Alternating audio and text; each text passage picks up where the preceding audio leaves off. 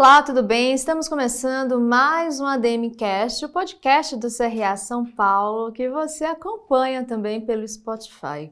Hoje a nossa edição é super especial porque a gente vai entrevistar a vencedora do Prêmio Administrador Emérito 2023.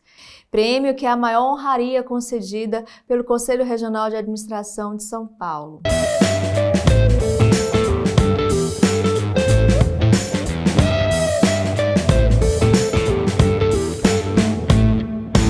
Vamos lá, vamos apresentar a nossa convidada? Ela tem mais de 30 anos de carreira, com passagens por grandes empresas como Natura e PepsiCo no Brasil, onde, respectivamente, assumiu os cargos de vice-presidente global de marca, inovação e sustentabilidade e diretora-geral de snacks e presidente da operação de bebidas. A nossa convidada também ocupou nos últimos 10 anos cadeiras em conselhos de administração, além de ser reconhecida como uma das mais influentes executivas do Brasil e referência em estratégia de marketing e sustentabilidade no Brasil. Eu tenho o prazer de receber a administradora Andréa Álvares. Tudo bem, Andréa? Tudo bem, prazer enorme estar aqui. Prazer todo nosso. Primeiramente, parabéns, né? Você é a nossa administradora emérita 2023. Como é que você está se sentindo com esse reconhecimento? Eu acho que eu estou ainda vivendo a felicidade do momento, né, dessa premiação. É um reconhecimento que nos faz refletir sobre o caminho percorrido.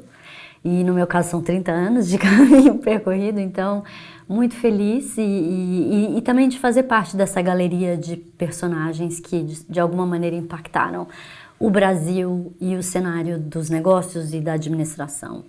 Esse ano a gente chega à 42ª edição, né, dessa premiação. Obviamente começou em 1982 e como a Andréa nos trouxe, personalidades, né, da área da administração, da área da gestão já foram contempladas. Mas para a gente começar o nosso bate-papo, Andréa, eu descobri que você foi quase bailarina profissional. Gostaria que você contasse para a gente como uma quase bailarina profissional se encontrou com a administração, se tornou essa executiva tão reconhecida. Em que momento, né, você se encontrou com a administração?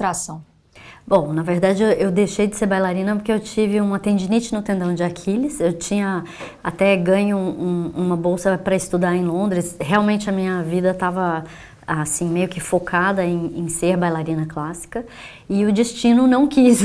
O destino, e acho que posteriormente uma escolha minha, né, por não seguir, mas a tendinite me tirou dos palcos do balé e me colocou em outros palcos mais tarde, né? Eu realmente, naquela época, eu estava um pouco perdida com relação ao que eu faria, mas eu achava que a administração seria um curso amplo o suficiente para me dar muitas possibilidades de carreira posterior e que ao mesmo tempo eu achava que era útil e interessante. Eu tinha um amigo que tinha vindo para São Paulo estudar e estava fazendo a mesma faculdade que eu acabei fazendo depois, que foi a Fundação Getúlio Vargas, e ele falava muito bem na faculdade. Eu falei, acho que eu quero estudar numa boa, excelente faculdade, e acho que eu vou trilhar por aí. E o resto foi acontecendo meio organicamente, assim, a partir desse momento. E como é que começou, né, a sua trajetória? Fala pra gente. Bom, para falar a verdade, meu primeiro emprego foi como auditora externa na PwC. Há muitos anos atrás, eu ainda estava na faculdade e eu recebi um convite para fazer parte de um programa que a PwC tinha era meio que um trainee, assim, para alunos que tinham tido algum destaque na faculdade. Então, meu primeiro emprego mesmo foi em auditoria externa. E foi muito interessante, aprendi muito sobre o que era um mundo de vários segmentos e vários diferentes negócios, mas cheguei à conclusão, estando lá, que não era auditoria o caminho para mim. Tinha visto uma apresentação da Procter, né, da P&G, da Procter & Gamble na GV, me encantei por aquele universo e por aquela proposta de empresa, apliquei para o programa de estágio, entrei e depois fui efetivada. E ali eu começo uma carreira na área mais de marketing e de estratégia, que foi evoluindo até que mais tarde, quando eu fui para a PepsiCo, eu assumo não só a cadeira de marketing de diferentes negócios, mas eventualmente me torno CEO da operação de bebidas no Brasil. E aí foi, e aí depois fiquei na PepsiCo, eu fico 15 anos, né? E aprendi também de diversos negócios e modelos de negócios, porque eram negócios muito distintos ali. Até que eu me encontrei com a Natura, que era uma empresa que, como brasileira, eu tinha imenso orgulho e apreciação, e como profissional também. E aí, quando veio o convite, ele foi quase irresistível, ele foi irresistível e irrecusável. Eu acabei indo para a Natura, onde eu fiquei 7 anos, trabalhando com a área de marca, inovação, a parte de pesquisa e desenvolvimento, sustentabilidade, que a Natura é uma referência, né, nessa área, e também mais tarde comecei a liderar os negócios fora da América Latina. Foram 7 anos muito felizes. Ao todo, mais de 30 anos, né? Ao todo, 30 anos. Dessa jornada, você, quando faz um balanço, você consegue definir uma característica da sua liderança que tenha te possibilitado chegar à posição que você chegou? Você tem uma característica própria como líder que você gostaria de falar aqui pra gente? Eu tava até, a gente falou brevemente um pouco sobre isso antes, eu sou muito curiosa. De verdade, assim, eu tenho uma curiosidade pelo mundo, pelas pessoas, pelo que está acontecendo. E eu acho que isso, de certa maneira, me trouxe um repertório interessante, que ao longo da minha vida me possibilitou assumir posições diferentes, em indústrias diferentes, em empresas diferentes, com, não sei se facilidade, mas eu tinha uma bagagem, eu fui acumulando uma bagagem que me deixou, que me fez estar mais pronta até mesmo do que eu tinha noção. Assim, você acaba lançando mão dos recursos que você adquiriu, às vezes sem perceber, né? Às vezes um encontro fortuito, uma reportagem que você lê, uma viagem que você faz, uma fábrica que você visita, um campo, uma plantação que você conhece, a conversa que você tem com as pessoas ali, vão te alimentando de informações que em algum momento da sua vida você busca e reutiliza, né? Então eu acho que, provavelmente, a curiosidade e eu acho que a comunicação, eu sempre fui uma pessoa que gostei de trocar e de me comunicar. Acho que talvez essas 2 características me definam. Excelente. Bom, você começou muito jovem, né, na profissão e por conta disso também assumiu cadeiras de liderança muito jovem também. Bom, aos 29 anos você foi a primeira diretora mulher da PepsiCo.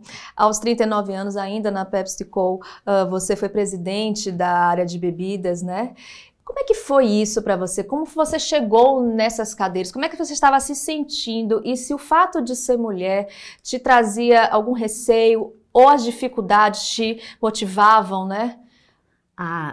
Bom, sim, eu acho que a combinação de juventude com o fato de ser mulher trouxe um contexto que às vezes era mais fácil, às vezes menos fácil de lidar, mas eu sempre acreditei que eu podia estar em qualquer lugar que fosse possível. Assim, eu fui criada com essa convicção, né? Agradeço a minha estrutura familiar que me permitiu acreditar em mim mesma, né? Eu acho que isso é muito determinante. Acho que particularmente falando para qualquer ser humano, mas as mulheres historicamente não necessariamente recebem esse mesmo tipo de estímulo, e eu acho que isso fez muita diferença para que, independente das dificuldades, eu achasse que se eu me esforçasse eu ia ser capaz. Então, acho que isso me ajudou muito, muito a navegar oceanos nem sempre muito favoráveis e ventos que nem sempre estavam a favor, mas eu também gosto de desafios, assim, eu sempre achei que eles eram interessantes, desde menina que eu queria estar onde o meu irmão estava, né, e participar dos jogos que ele brincava, então, assim, eu me acostumei a estar nesses ambientes. O que eu acho que sim, veio com o tempo, a maturidade, e acho que uma vez que você também entende que não é só sobre você, né? É sobre o que você pode ajudar a transformar, que eu aí sim me incumbi da missão de não só chegar em lugares, mas não perder o espaço e o poder e o acesso e a possibilidade que esses espaços me davam para ajudar a transformar o caminho para quem estava vindo depois. E aí acho que fui de certa forma assumindo um certo ativismo, né, uma mudança das estruturas, uma busca por mudar o sistema. Como é que você vê o sistema hoje, diante dessas transformações, né, que a gente vem percebendo? Ainda com avanços, indiscutivelmente com avanços. Eu lembro quando eu assumi como presidente da PepsiCo, acho que o número de mulheres em posições de liderança, assim, de C-level, de CEO mesmo, devia estar em torno de 5, 4%. Acho que hoje o número é 15%.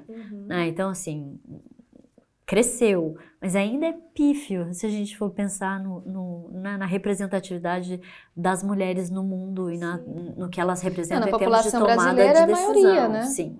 Então, caminhamos, mas temos que caminhar muito mais. Muito mais, exatamente. E de mãos dadas, né?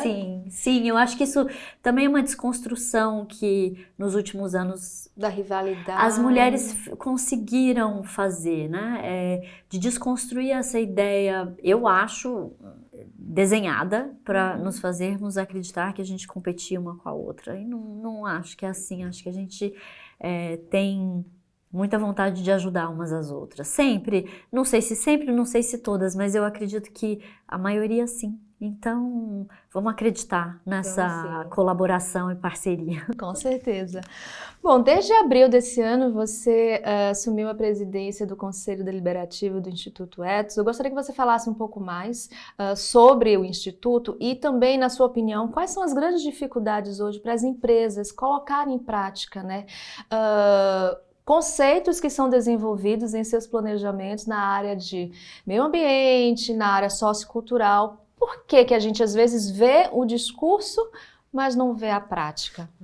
Sim, eu tenho imenso orgulho de desde o início desse ano ter assumido a presidência do Conselho Deliberativo do Instituto Ethos, uma organização que cumpre 25 anos esse ano, né, fundada em 98, e que teve um papel determinante na elevação do debate e nas práticas. Acho que para mim mais importante até nas práticas do setor privado no Brasil, realmente introduzindo o conceito de sustentabilidade num momento muito pioneiro, né, onde isso ainda não era a tendência que é hoje.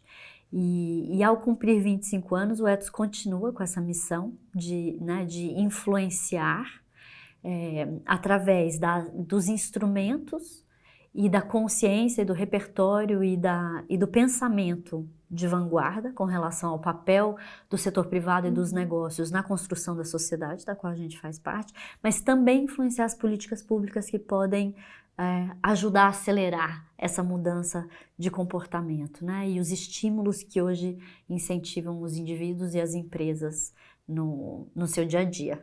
Então, estou muito feliz, a gente tem temáticas importantes ainda para serem trabalhadas. A desigualdade, né, é uma questão crítica no mundo e no Brasil, e tem muito que o setor privado pode e deve fazer para ir diminuindo essa distância, né, que a gente ainda vê de forma resiliente e que a gente precisa desconstruir. Falando em setor privado, na sua opinião, os principais desafios para uma empresa tirar do papel, né, um planejamento voltado à sustentabilidade e transformá-lo na prática? Eu acho que o desenho do sistema e como a gente vem experimentando o capitalismo que está aí colocado nos últimos anos, que tem um foco excessivo na remuneração do capital e que aonde isso virou a única métrica de sucesso, eu acho que esse é um dos principais empecilhos, né? Eu acho que os incentivos que estão aí colocados não favorecem a consideração de todos os fatores que deveriam estar sendo considerados, desde a materialidade do impacto ambiental que as empresas, ao produzirem, promovem, até a responsabilidade com a renda digna dos seus colaboradores, a inclusão, a abertura de portas e a ampliação da diversidade nas empresas. Então eu acho que existe uma intenção, mas essa intenção se torna difícil de materializar quando o incentivo que está dado para acesso aos mercados de capitais, a competitividade que está colocada e a maneira como as empresas são aplaudidas ainda, eu acho que são os principais entraves que a gente ainda tem para transformar desejo em realidade. Maravilha. Bom, na sua opinião, qual modelo de negócio você acha que vai se fortalecer ainda mais aqui no Brasil, diante dessa transformação que a gente está vendo? O mercado está mais consciente, as pessoas estão mais conscientes, as empresas também estão buscando, né, uma linha de produção mais humanizada, mais sustentável. Eu acho que a gente vai mudar o nosso paradigma do ponto de vista de cadeias de valor, né? A gente hoje vive um modelo mental e produtivo e organizacional que é linear, né? Extraio, produzo, consumo, descarto. Só que quando você faz isso com 8 bilhões de pessoas no planeta e a gente não pensou que haverá um resíduo e que nessa extração o que eu estou extraindo pode acabar, a gente está vendo que né, de fato, a nossa pegada em função do nosso modo de vida está nos levando para um lugar muito ruim, né? Os frios extremos e os calores extremos que a gente está experimentando no mundo claramente evidenciam que aquilo que era ciência é uma realidade e que, portanto, a gente tem que estar sensível ao clamor que o planeta está sinalizando já há algum tempo. E nesse clamor tem também o clamor humano, né? A gente estava falando das desigualdades, é inaceitável que a gente ainda conviva com a quantidade de fome que existe no mundo. Então, acho que a gente vai precisar olhar para esses modelos e torná-los mais circulares, mais regenerativos, mais conscientes e mais humanos. Perfeito. Bom, como você vê o envolvimento dos diversos setores da economia nessa pauta que a gente está trazendo? A gente tem o governo, a gente tem as empresas privadas, organizações sociais. De que forma você acha que todos esses setores juntos podem promover uma sociedade mais justa? Eu tenho um professor canadense, se não me engano, que se chama Henry Mintzberg, que tem um livro que em inglês se chama Rebalancing Society. Eu vou fazer uma tradução livre aqui de rebalanceamento da sociedade, ou um reequilíbrio da sociedade. E a ideia que ele traz não é nova, mas ele atualiza essa pauta, que no fundo você tem o setor privado, o setor público e a sociedade civil organizada como 3 eixos de poder, por assim dizer, que devem se fortalecer independentemente para criar um equilíbrio de forças para assegurar que as relações entre setor privado e setor público são republicanas, que o setor público pensa no bem comum e legisla e pratica e orienta e determina agendas de políticas públicas para pensar no bem comum, que inclui o setor privado, mas não é capturado pelos interesses do setor privado.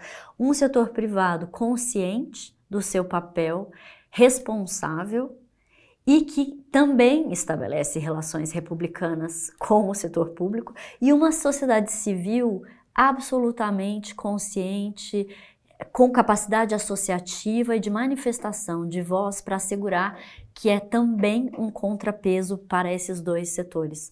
O que a gente vê hoje é que existe um desequilíbrio de forças. O setor privado mundialmente hoje detém mais riqueza do que alguns países. E isso enfraquece as relações de equilíbrio de poder entre esses setores. Então, acho que a gente precisa voltar para esse lugar onde a gente reconhece e aplaude esse equilíbrio de poderes, para que a gente possa, de fato, andar melhor. Por falar em andar melhor, pesquisando sobre você, eu vi uma entrevista que você disse que chegou já a trabalhar 12 horas consecutivas, mas que já tem um tempinho que você pisa no freio, que você acha que é possível sim se dedicar ao máximo, mas também sem comprometer, né, o lazer, o relacionamento com amigos, com famílias. De que forma? Como é que é possível você chegar no nível de executiva que você chegou, que eu imagino que a demanda seja enorme, mas sabendo ponderar, né, botar limites em horários, da semana, como é que funciona isso para você? Foi uma jornada, né? E uma jornada de aprendizado que acho que o fato de eu, também quando eu tive filhos, introduziu uma variável nova, importantíssima, vital na minha vida. Mas eu acho que, para mim, tem sido uma mistura de consciência com disciplina, com prioridade. né? É realmente alocar a prioridade devida a todos esses componentes da nossa vida. Uma parte tem a ver com ciclos de vida, né? Quando a gente é mais jovem, você tá talvez mais entregue a essa parte de carreira, de construção profissional. E com a mudança de idade, com os outros componentes que entram na nossa vida, acho que a gente vai, não sei se naturalmente, mas sendo quase que forçado a repensar a forma como a gente aloca o nosso tempo. E no fundo, é sobre isso, aonde a gente aloca nossa energia vital e o nosso tempo aqui. Também tem muito a ver com a questão da saúde mental, né? Total. E eu acho que hoje, e de novo, voltando para os incentivos, eu acho que os incentivos que estão dados, e hoje o mundo que a gente vive cada vez mais obcecado por poder, dinheiro e fama, né? Se for pensar, as pessoas obcecadas por poder, dinheiro e fama, e essas sendo os indicadores de sucesso, acabam nos desviando daquilo que realmente importa. Não que dinheiro não faça diferença, que poder não possa ajudar, e se bem empregado não seja importante. Fama já não sei, tem uns que gostam mais ou menos, não sei. Mas não é sobre isso, né? Acho que no final da vida, e tem um exercício que eu comecei a fazer em 2008, que era... Quando eu chegar na minha lápide, eu não vou chegar, mas quando alguém chegar na minha lápide, em algum momento, espero que lá na frente, e falarem de mim, ou eu refletir sobre o que eu tenho vivido, aquela reunião que eu não fui, provavelmente eu não vou nem lembrar dela. O tempo que eu tive com os meus filhos, ou com quem é importante para mim, isso sim, eu vou lembrar. Então, essa escala de prioridade, sempre que a gente projeta lá o final da vida, fica fácil de escolher. Não fica fácil, fica mais claro escolher. Fácil não é. E aí a gente tem que aprender a negociar e aprender a realmente estabelecer limites. E desde o início da carreira é possível já botar esses limites, né? Desde o início da carreira é possível, eu não o fiz, eu não o pratiquei, eu fui aprendendo a estabelecer limites ao longo da minha vida. Mas eu acredito que sim, eu vejo pessoas jovens hoje que têm muito mais claro do que eu tinha a importância dessa, pelo menos dessa intenção mais equilibrada de distribuição do nosso tempo. Isso aí.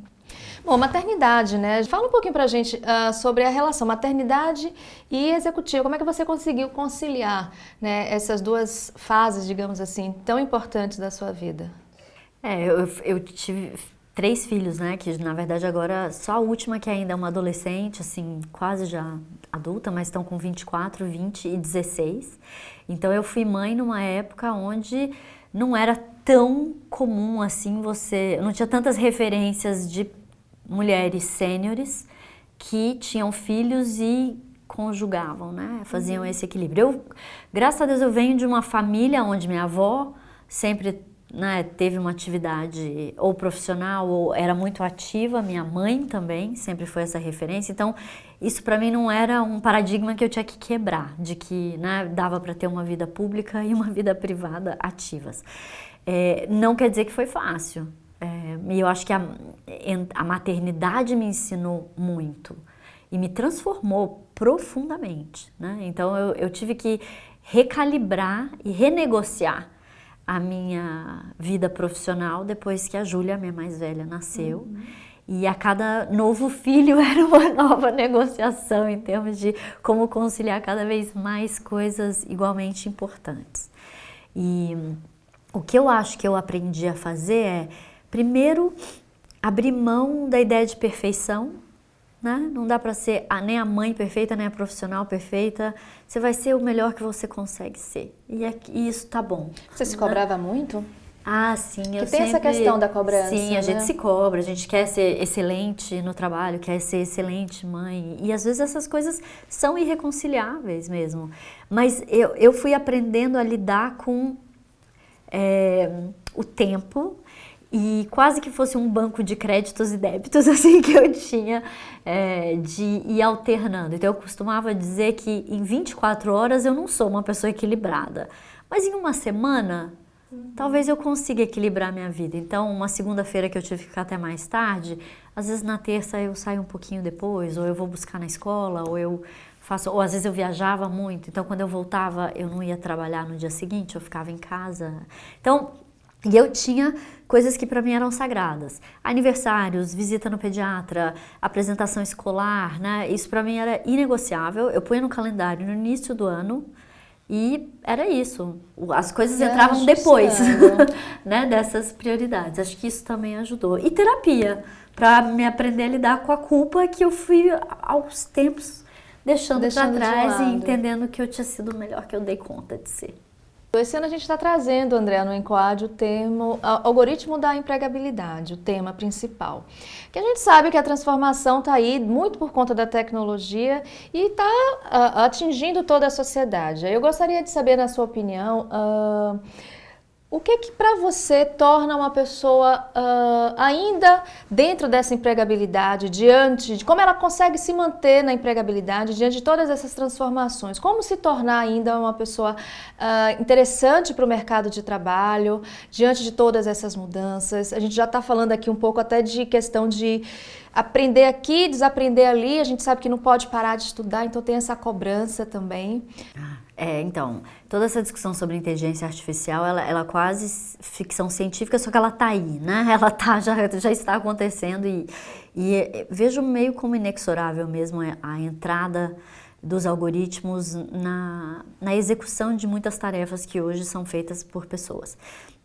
Tenho uma opinião um pouco ainda, não sei, se alguém tem uma opinião definitiva, eu acho que essa pessoa é um guru, porque é muito difícil a gente entender 100% dos impactos, porque em paralelo com a introdução da inteligência artificial no mundo, a gente tem tantas outras coisas acontecendo, a própria crise climática, a reinvenção dos modelos de negócio a partir de outra lógica mais regional, mais local, que eu acho que existe uma chance, se a gente desenhar para isso, e esse para mim é o grande desafio, será que seremos capazes de desenhar para isso, em que a tecnologia é uma ferramenta a serviço da vida e a serviço do humano, e não o contrário, e não a serviço do lucro, e não a serviço do ganho financeiro puro e simples ou da depletação dos recursos. Eu acho que se a gente desenhar para ter a vida no centro, a tecnologia é só mais uma, né? Ela é uma ferramenta. O problema nunca foi a tecnologia, é o uso que a gente faz dela. Então eu espero que a gente saiba, como humanidade, ter essa sabedoria de desenhar para que a vida e o ser humano esteja no centro das escolhas que a gente faz do ponto de vista tecnológico e não o dinheiro, ou o lucro, ou o ganho de poucos, né? Mas o que torna as pessoas que vão ter que conviver com esse mundo empregáveis, ou na verdade eu gosto do sentido de propositivas ou úteis, né? E não no sentido da utilidade humana, no sentido de que eu como indivíduo sinto que eu tenho uma utilidade nessa existência minha aqui. E a serviço de inúmeras coisas. Tem coisas, por exemplo, que a gente hoje já sabe que o modelo de sociedade que a gente desenhou deixou para trás uma discussão importantíssima sobre o cuidado. A economia do cuidado que as pessoas falam, né? Existe uma subestrutura que mantém toda a estrutura visível e remunerada de pé, que é o cuidado. É o cuidado pago ou é o cuidado não remunerado, mas é o que mantém as coisas funcionando. E a gente sabe que hoje, com famílias monoparentais ou biparentais, quando os dois pais, né, tem que sair pais ou duas mães ou a combinação que for, saem para né, ganhar dinheiro e a gente perdeu a autonomia alimentar, a gente sabe que tem crianças e pessoas mais idosas ou pessoas que precisam de auxílios especiais que estão largadas, porque a gente não tem nem políticas públicas que dão conta delas e nem uma estrutura social que ajude essa estrutura familiar, privada, dá conta desses desafios. Não tem creche, não tem frete escolar acessível, não tem cuidadores, não tem uma série de coisas. Então, eu acho que se a gente for repensar o que a gente precisa como sociedade para existir bem, com qualidade de vida, provavelmente haverá inúmeras funções que não caberão às máquinas fazer. e caberá a nós. A criatividade é uma, a inovação é outra. Ou mesmo aquelas tarefas de análise que requerem não só o cruzamento de dados, mas uma interpretação subjetiva. Eu espero que se a gente desenhar bem, não haveria por que a gente não caber dentro desse mundo e nos sentirmos muito úteis no processo. Isso mesmo. Bom, você está passando ainda pelo período sabático, como é que foi esse processo, ou está sendo, e o que é que te motivou, né? Bom, eu já saí do meu período sabático, eu saí da minha última empresa de uma forma inesperada num primeiro momento e achei que aquele inesperado era uma chance que a vida estava me dando de parar para pensar, né? Eu vinha trabalhando aí há 30 anos sem parar mesmo e eu tinha, obviamente, o privilégio econômico de poder me dar esse tempo e escolhi, apesar do medo de ficar obsoleta, de não ser relevante depois de um tempo, de dar um salto aí e me permitir um ano para fazer uma investigação pessoal e descobrir coisas no mundo que eu sempre tive curiosidade de fazer, experimentar e ver o que emergeria do outro lado. Então eu fui fazer o Caminho de Santiago de Compostela, eu fui para Exalém, eu comecei um curso de cerâmica, eu passei a buscar minha filha na escola todos os dias e realmente experimentar dimensões da minha vida e experiências que eu não tinha tido a oportunidade de fazer ainda.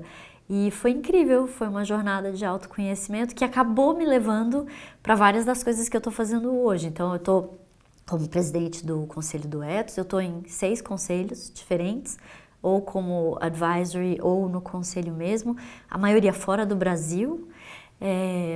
E eu abri uma empresa que chama Camomila, onde eu estou trabalhando, eu estou desenvolvendo sistemas regenerativos, onde eu estou vendo se as ideias que eu tenho na minha cabeça, elas conseguem se materializar de fato. Estou trabalhando com sistema alimentar, com sistema criativo e com transição energética dentro da Camomila. Ou seja, essa pausa foi fundamental para você. Foi fundamental. Bom, Andréa, como a gente anunciou, né, no início do programa, você é a nossa administradora emérita 2023. O que é que esse reconhecimento representa para você? Principalmente porque é devido a uma escolha da própria classe, né? Os administradores registrados no CRA São Paulo que te escolheram. O que é que isso significa para você? Há uma honra. Tá todo mundo falando que eu tô com o olho brilhando e com um sorriso enorme, mas eu tô mesmo. Porque eu sou administradora de empresas, né? De uma certa forma eu acabei escolhendo esse caminho. E 30 anos depois, receber esse reconhecimento e fazer parte dessa galeria de pessoas tão interessantes, né, que ocupou já esse lugar no passado, e particularmente as 3 mulheres que, né, me antecederam, Luiz Helena, a Cláudia Costin, a Débora Vieitas, que são mulheres que eu admiro e tenho o privilégio também de conhecê-las. É uma honra enorme. Eu acho importante porque eu acho que isso também sinaliza uma vontade de que a profissão evolua, né? De que esse espaço da administradora, do administrador, também evolua e inclua mais representatividade. Então, espero que no futuro vejamos negros e negras, né, sendo também reconhecidos nesse lugar, mas hoje eu estou muito feliz, muito feliz. E a gente também está muito feliz com essa premiação e, felizmente, a gente está chegando ao final aqui do nosso bate-papo. Gostaria de pedir uma dica de leitura para a gente encerrar aqui a nossa conversa. Então, eu vou dar uma dica de um livro que eu ainda estou na metade dele, mas eu estou tão encantada que eu achei que valia. Em inglês chama The Ministry of Utmost Happiness, de uma escritora indiana que chama Arundhati Roy. Eu acho que é o Ministério da Suprema Felicidade, em português. Ela escreveu há 20 anos atrás um outro livro que chamava O Poder das Pequenas Coisas, das Grandes Coisas. Eu não vou lembrar o primeiro livro dela, mas ela é uma escritora indiana que lê a complexidade da sociedade indiana, mas que no fundo fala da complexidade de ser humano, né? E ainda mais para um país como o Brasil, que também tem essas questões de desigualdade, de diferença. E ela é uma escritora magistral, os personagens são lindíssimos e é não só uma leitura de um romance e ficção, mas tem uma leitura muito ácida dessa sociedade que a gente construiu. Então, é a minha dica Estou no meio do livro, mas estou amando, acho que é uma boa dica. Muito obrigada pela dica, muito obrigada por você ter aceito, né, gravar aqui com a gente. Um prazer novamente tê-la no hall dos profissionais contemplados com o Prêmio Administrador Emérito. Obrigada, a honra é minha. Muito obrigada a vocês também que ficaram conosco em mais uma edição do ADM Cast. Tenho certeza que vocês gostaram dessa entrevista. Não esqueçam de curtir o vídeo, de deixar o like, de se inscrever também no nosso canal, no canal Serviço da Administração e de seguir as redes sociais do CRA São Paulo.